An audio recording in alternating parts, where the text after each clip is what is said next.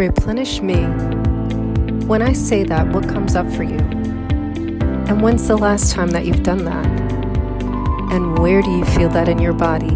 Well, this is my invitation to you to explore the 4 steps of my Replenish Me program, where women learn how to release, restructure, refresh, and rebirth, showing up in the world, being true to yourself, only choosing words that honor your values, and only allowing behaviors and people in your life who do the same. Connect with me by reaching out at bit.ly/replenish with love and explore Replenish Me. And now for tonight's show. All right, so welcome to the Free to Be show. I'm super excited to welcome Loraine Van Tuyl, who I've actually had on my show when it was called the Replenish Me show, but I'm super happy to have her now on the Free to Be show. And before I allow her to speak, okay, you can say hi. I just want to tell you how amazing she is. First of all, her proper title is Dr. Loraine Van Tuyl.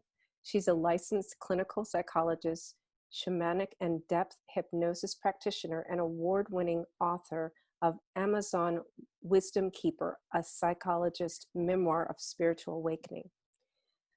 Her 2-decade devotion in guiding highly sensitive souls and wise women in their transformational journeys from hiding and hurting to healing and leading has resulted in her emergence and empowerment of hundreds of consciousness leaders in psychology, holistic health, yoga, academia, the arts, social justice, renewable energy, ecofeminism, and spiritual entrepreneurship.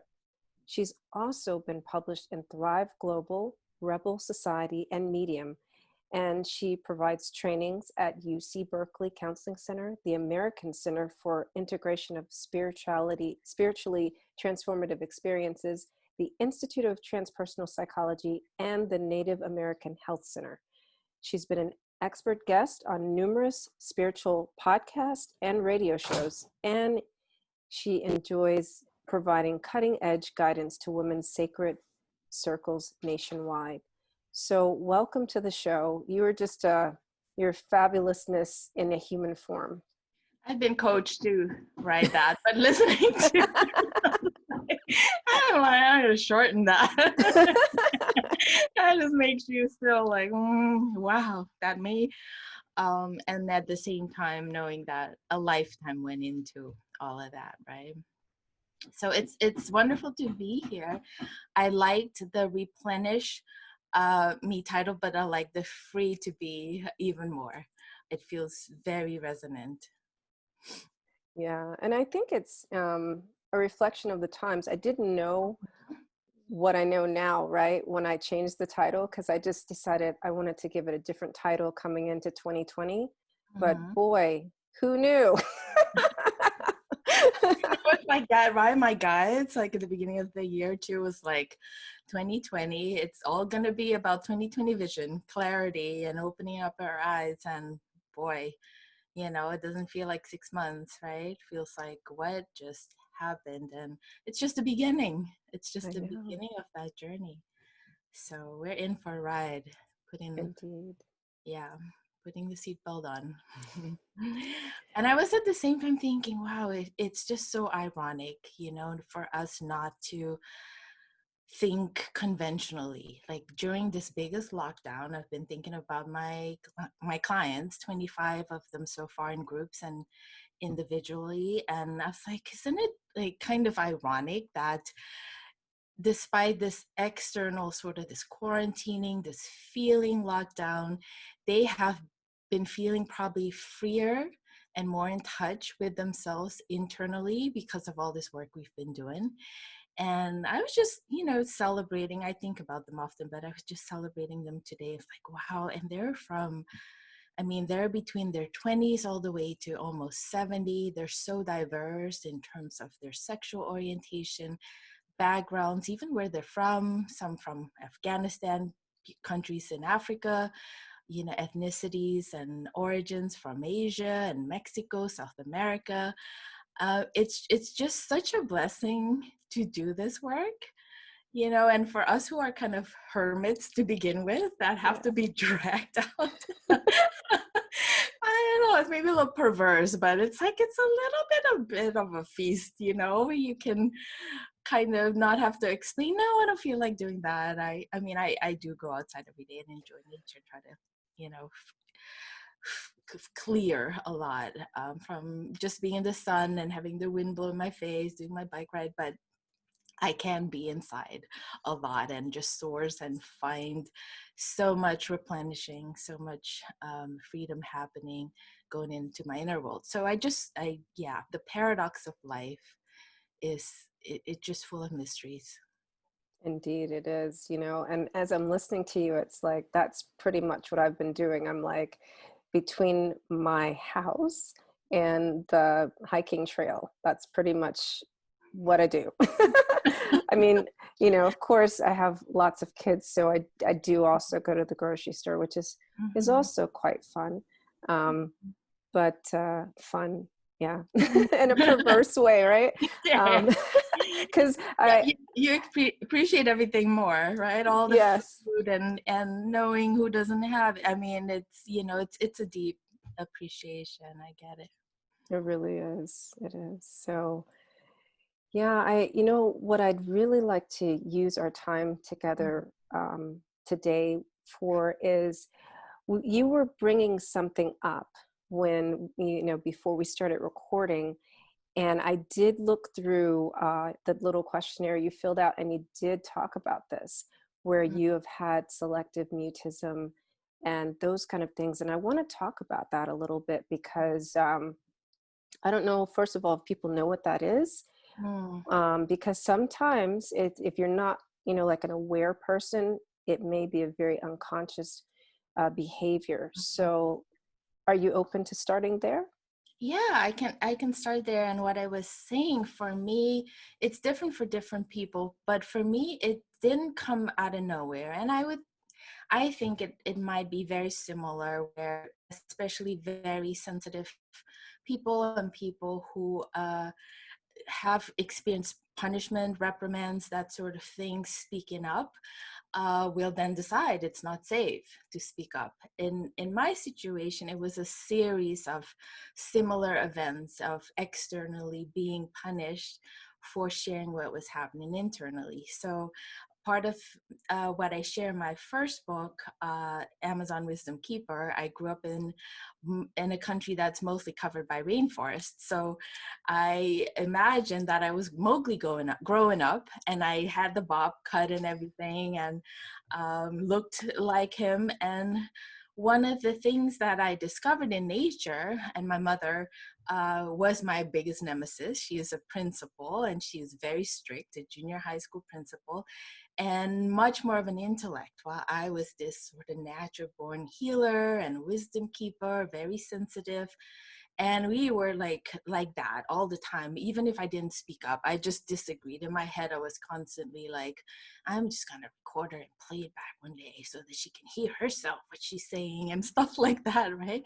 So I would go in the rainforest and already find refuge. I think a lot of us maybe don't do that because we're so dependent on being socially attached. And in the rainforest, I found this place within myself that's like, nature can be your mother and your father. And I even had fantasies actually of running away.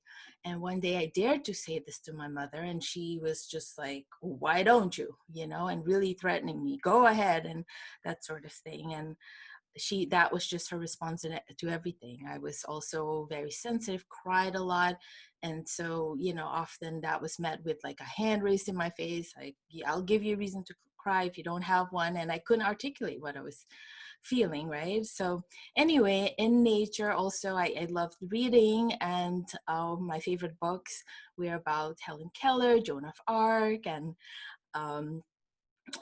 Anne Frank. And so those stories told me so much about all the oppression already that is happening around us, from anti-Semitism to misogyny, patriarchy, religious oppression, ableism, and all the ways in which they took that in and trusted themselves. So they were validating me that it's okay to hide, that it's okay to preserve your wisdom. And I still didn't have clear words for my story, but I could see myself in their story, and they're hiding, and they're getting guidance from a God, and they're getting guidance from all kinds of stuff. So it became like more and more of a coping.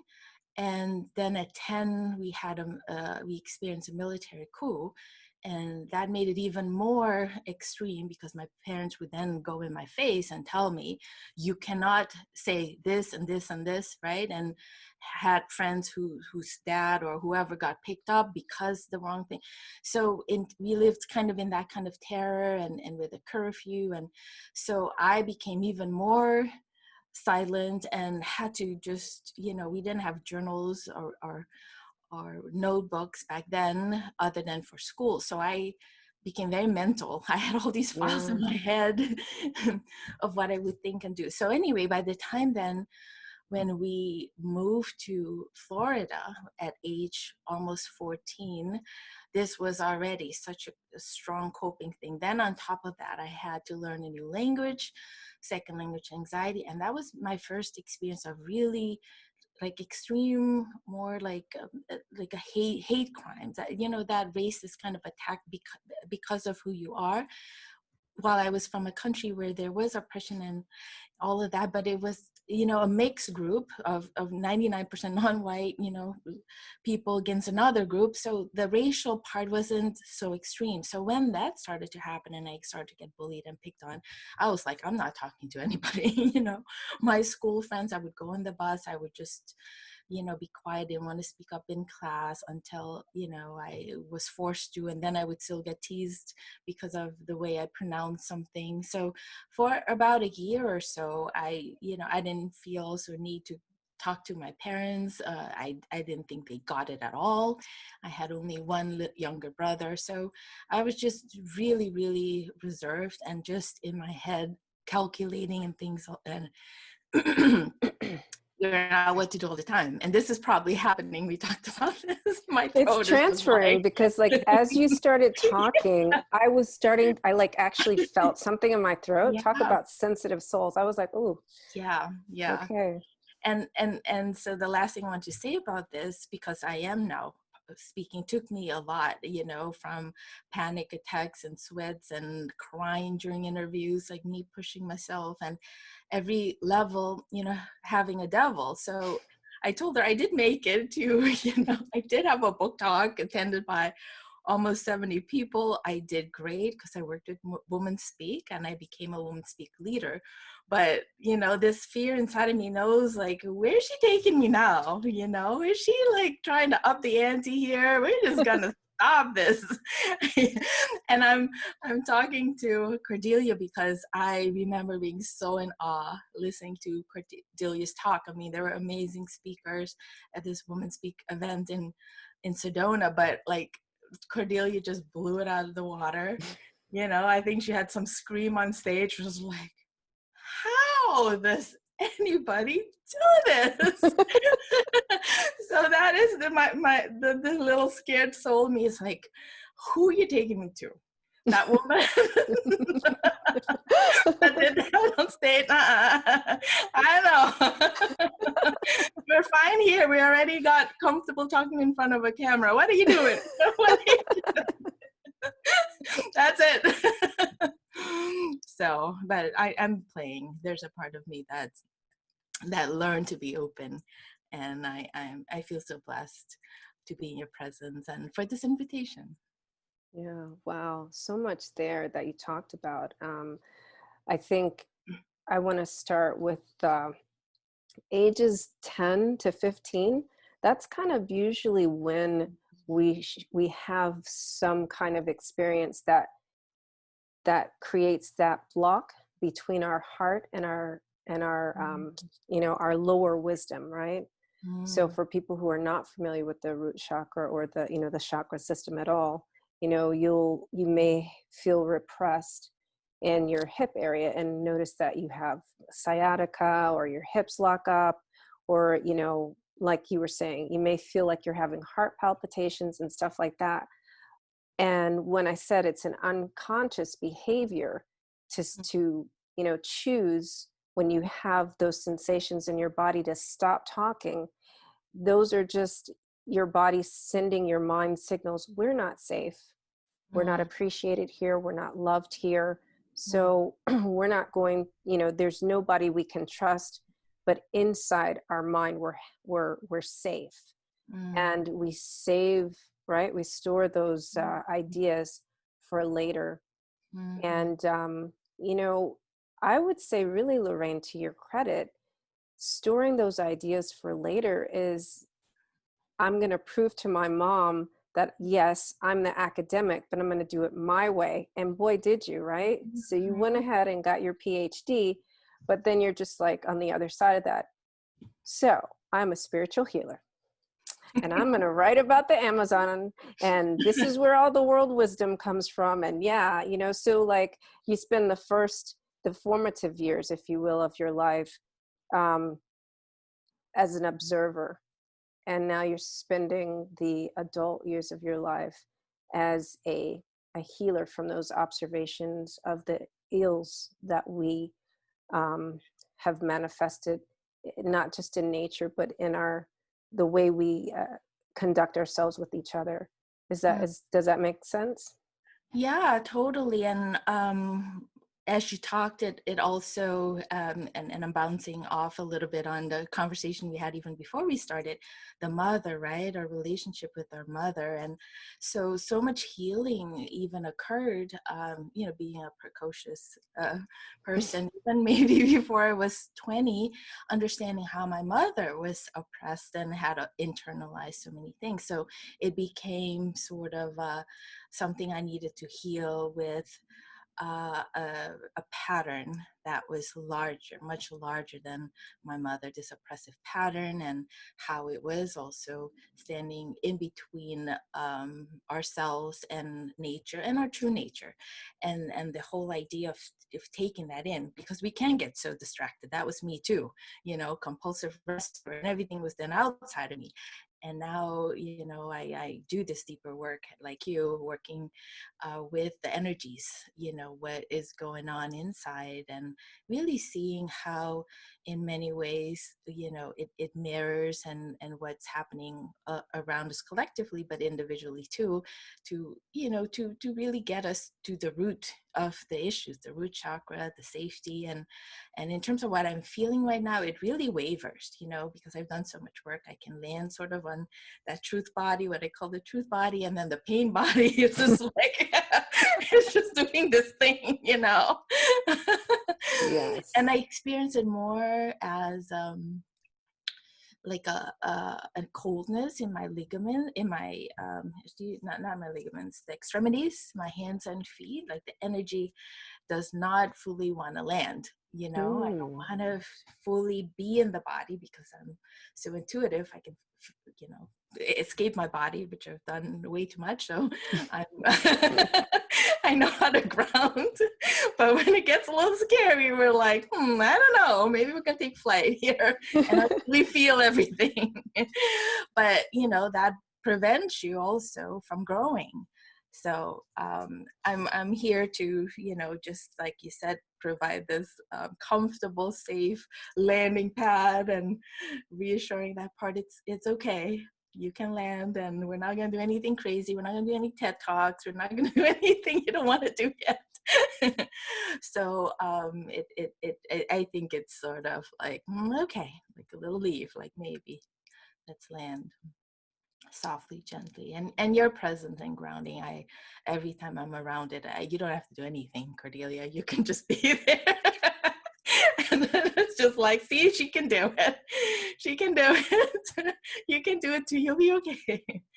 So I so appreciate you. You're just, I don't know, you're like an angel in a body. I don't know. Beyond that, there's no words for you. So I want to just say to people, because this is another question you ask, what do we as leaders do to continue, our growth? First of all, the universe will send you amazing people like that, and when the student's ready. But the second is, as the student, you do need to take advantage of these opportunities. So when we talked about this, I was like, yeah, that's what I need right now. So Yes, it's very important to say yes and to allow that to come in. So yeah, I mean, just thank you for being so vulnerable and sharing so openly, about even now as you're getting to your next level, like what's going on for you. Because I think that kind of transparency, we were talking about an inclusive leader, that's what's missing. And since those are the people you work with, right? It's good to have that as your own practice. So, and I'm feeling that you've settled down more, because I'm not feeling anything in my throat. So you feel more at ease right now. Yeah, just the toes a little cold. And when I'm feeling more, it's the irony of things. As you can see now, I'm a blabbermouth because of the anxious energy, or maybe still the deprivation. How some people then become compulsive eaters, and now I'm like more of a compulsive, anxious, neurotic, sometimes speaker, um, and quieting that down to like stop any of the sort of releasing that. It's good to release, but I think it's also good to know when to not, to feel more, and to get to inclusion. I think so much is including of the shadow, like including of what if I don't give this an out, what happens. So then actually what I'm feeling is a little bit of a protective bubble too, where it's like, okay, we're in, but we're not going to go there quite yet, the deepest the deepest feelings, because oh boy, there's so much feeling. There's so much feeling there. Yeah, but it's more, luckily, more of a, not so much pain anymore. It's more of the pain of unmaterialized potential, and the tears around, like, if you do this, how amazing is that gonna feel? And the sadness of not doing that, the tragedy. So now it's coming. Now she's so masterful. She doesn't do anything. I'm just feeling her energy. Oh gosh. Okay, we're going in. We're going in. It's good. So it's fortunately not a whole lot. Before I'd be bawling, right? And I'd be scared to go there. So now it's like, okay, we found the out in the sort of balloon or whatever it is, and we can go in. And that balloon is like deflating, and I'm more connected. So yeah, it's not a huge big thing. It's more like the waving back and forth. Now I'm integrating it. So I don't need to bounce, and be scared like that. So now it's, the kind of the healthy fear, not healthy, but like, yeah, it's going to come with challenges, and you're going to fall on your face, and you're going to get it back up. Yeah. And it's okay. It's all right. We can just dust that off. We're good. Yeah. Wow. So it feels like, yeah, like I'm here now. So I'm glad it was not a huge, big, catastrophe trauma that you associate, that the younger self is still like, it's going to be all that, your whole life of trauma is going to come out. I've released that. So that's good. It's more of a pattern, an energetic pattern. So that feels good. And my mind has been going there more. Just like, why not? Just challenging me. Why not? You can do it. Why not? You thought this was impossible. You did it, so, so now the body is like more like, yeah, why not? Why not? We'll see where it takes us. We'll see where we go. So yeah, that feels good. I feel myself now in my whole lower chakras and everything centered, and like the tree, I could do the out of the tree meditation, lean against the trunk, and now I feel it in my belly, in the womb also, not just the spine, but I really feel my womb present. So that feels really good. I root it some more and connect my branches and all that to the sun, and my roots deep. And so, oh my gosh, that feels now like so electrifying in terms of the ancestors and what more needs to be told, and what I'm writing in my current book, another pastime, quarantine pastime. Yeah, I wanna get more like into your current book, but let's just take a really Yeah. brief break. Mm. And I want to thank you for being so open and like just allowing me to witness your transformation like right now. That was Thank you for facilitating it. Oh.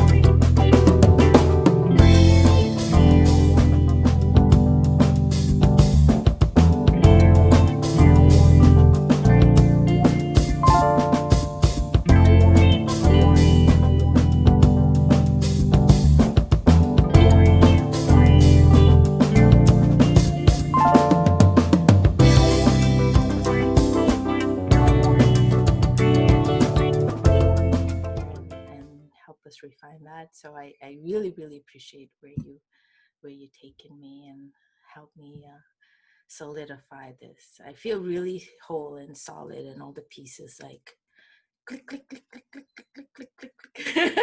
it's like having a chiropractor for your soul. Yeah. But the belly, I feel it so much in the womb and the front and the heart, connecting, like you were saying, the heart to the lower chakra in the womb, the creativity, and even up a little bit still, throat, Yeah, you're like, still okay. there. Uh, hmm.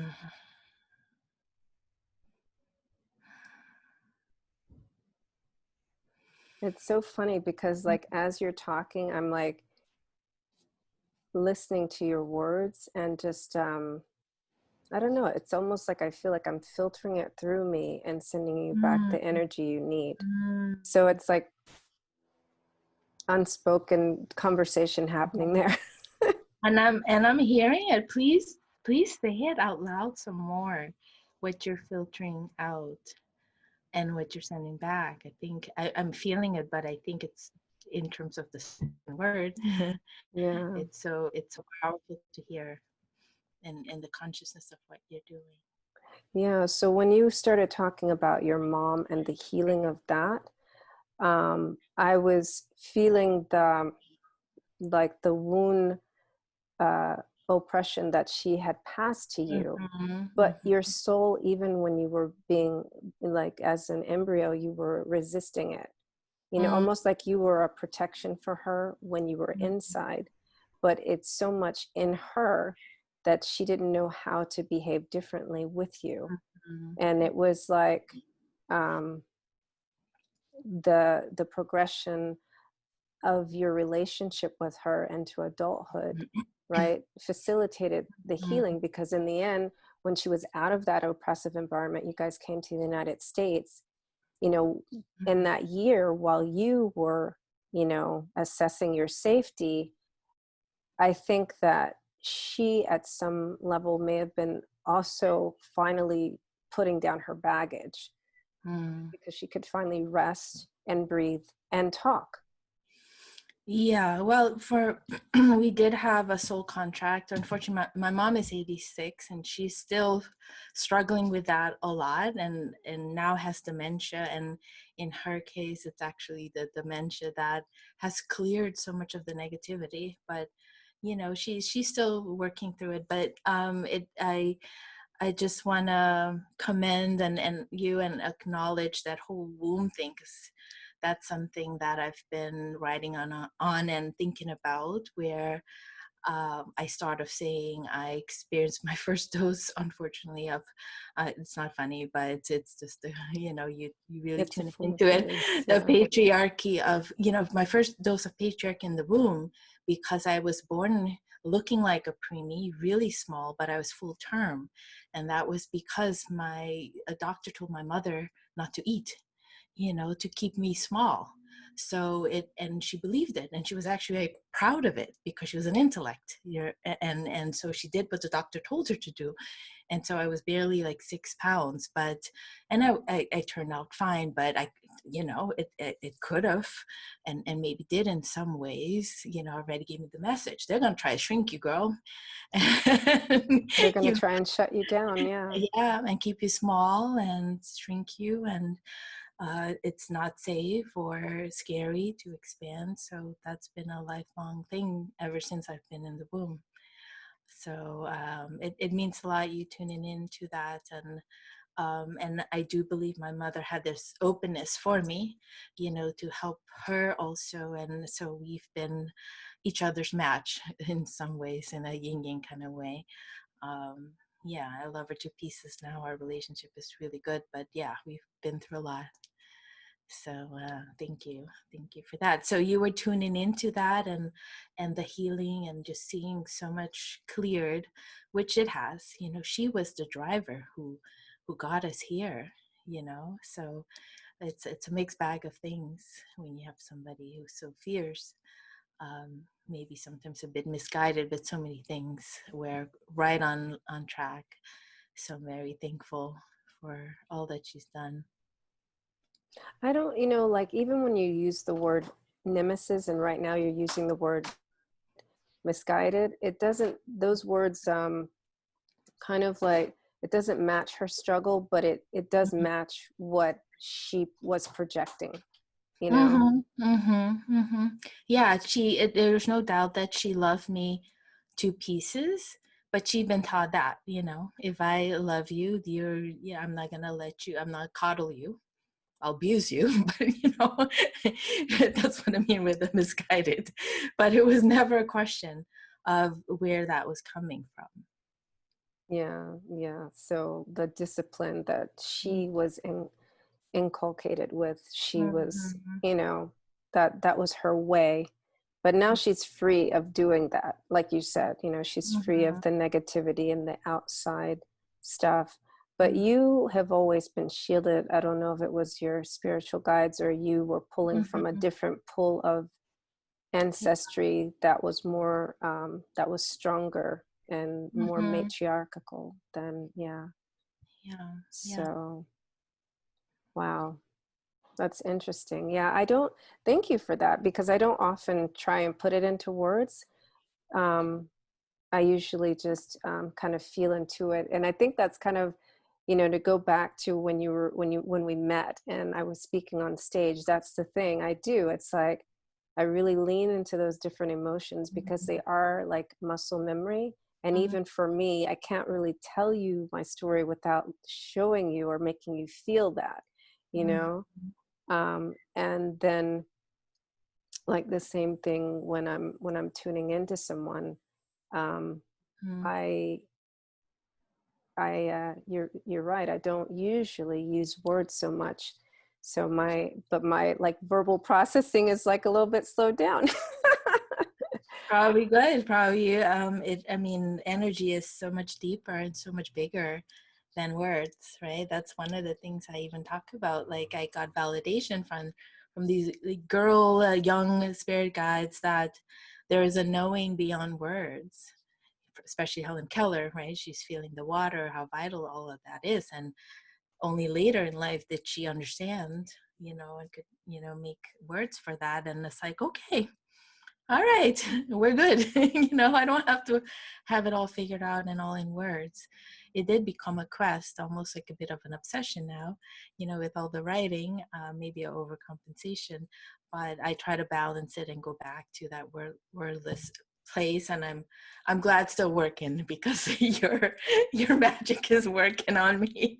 And I can feel it like, okay, girl, do that what you're doing. Well, I know that we reconnected because of your words, right? I've been on your newsletter since we met, but you recently wrote a really long article about what's been going on with the race relations in the United States, and you just like took it to the next level, relating to basically world history. So, I'm not going to ask you a question about that, but I want everybody to read that article. That must be read. But to what extent are the things that are in that article, are they also discussed in your second book that's coming out soon? Actually, I haven't made that clear link yet.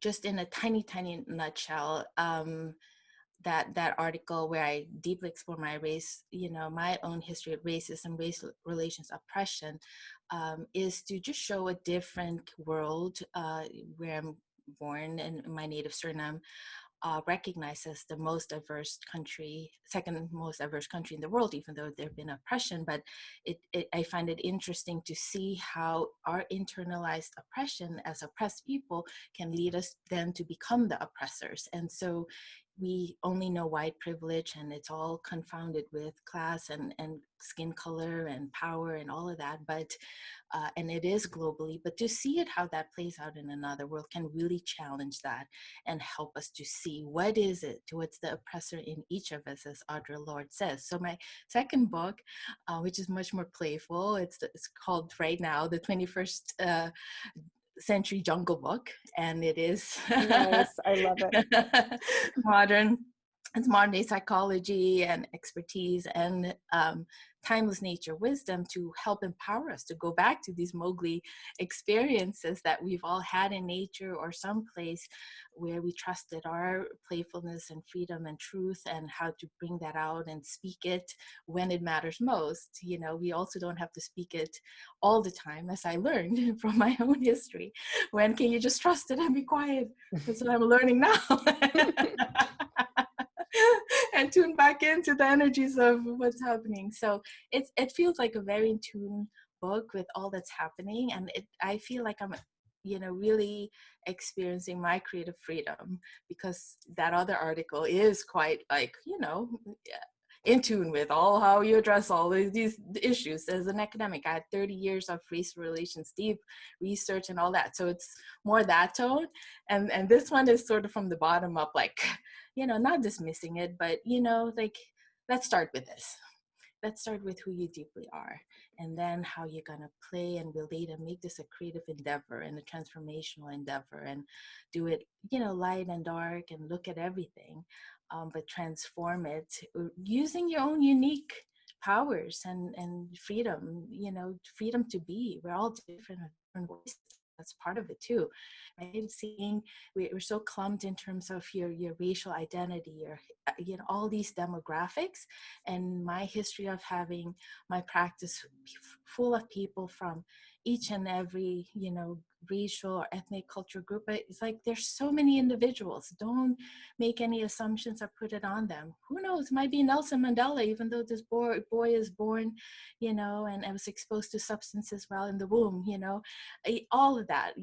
I guide therapists and social workers too, so I help them see people as souls and for who they really are, as well as the struggles that they need to go through.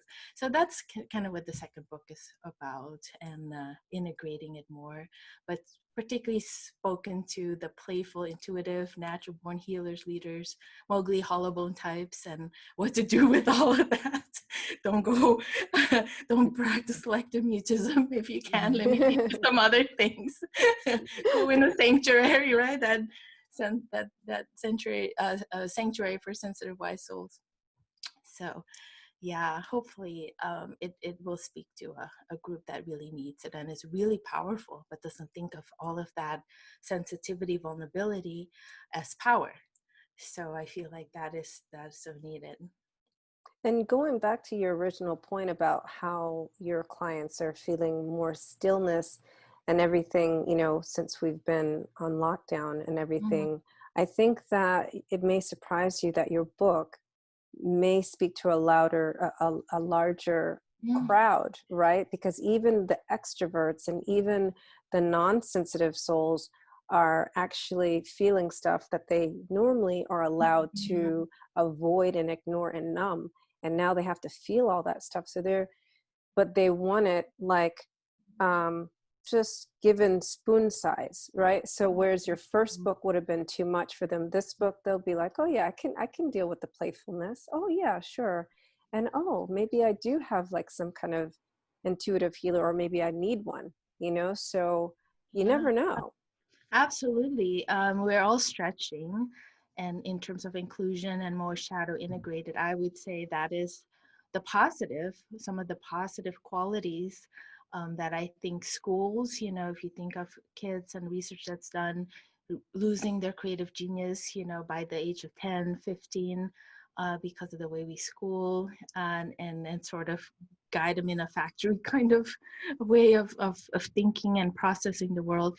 I think it's going to appeal to people like that who want more creative ingenuity in tackling situations and relationships. But there's also an interest to go deeper into the shadow in terms of looking at these dark roots and what that is all about. I think it invites all of that too, but in a way that's safe, that is not intimidating. Because unfortunately, I think most of us really what we're most scared of are our own feelings and our own emotions, right? Like if I had to, it's not the TED Talk I'm scared of. It's just like, what am I going to feel in here? Yep.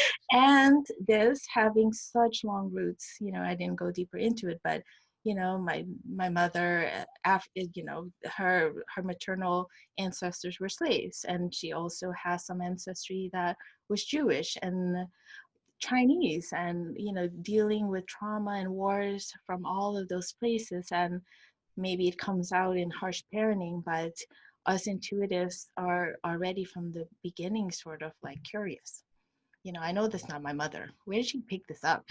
No, not this lifetime. She picked it up from an even older life. Where did she get this, right? So people are becoming more and more interested in knowing that about themselves. And I think especially even white Americans, you know, it's not seen as a huge big loss. It's more seen as a privilege. But from a person who comes from a culture and having done cross-national research, they, you know, people don't see that as a white privilege. They don't get that. They see a hollow, a numb, empty shell, and they're like, that is so sad, you know. So we need to also, I think, see things from different angles and treat people who've had maybe on a material level experienced privilege, but really understand their pain too, and where that's coming from, and how they might be projecting or taking that out or scapegoating on other people, and rejecting those parts in them what they've rejected within themselves. So it's all around, I think, a book that helps people round out and become more full, but in a safe and more playful way. I just love how you so beautifully blend all of the things. You're beautiful maroon and Chinese and Indian. It is Indian, right? There's No, probably Jewish. yeah, Jewish, but there might be also a bit of an indigenous, looking at pictures of my great grandmother. Yeah. Mm. So you have all of those, you know, strong genes within you, and then also opening us up to the possibility of welcoming, you know, how we go ahead and heal the world without guilting or shaming ourselves as humanity, whether we're white, you know, or black or somewhere in between. And, you know, releasing the concept of colorism, because, you know, you spoke earlier about how the oppressed become the oppressor, because the oppressor helps us to stay oppressed by dividing and conquering, and that's colorism. So I just thank you for every single thing you've shared today. I highly recommend that everyone, you know, connect with Loraine and Dr. Loraine.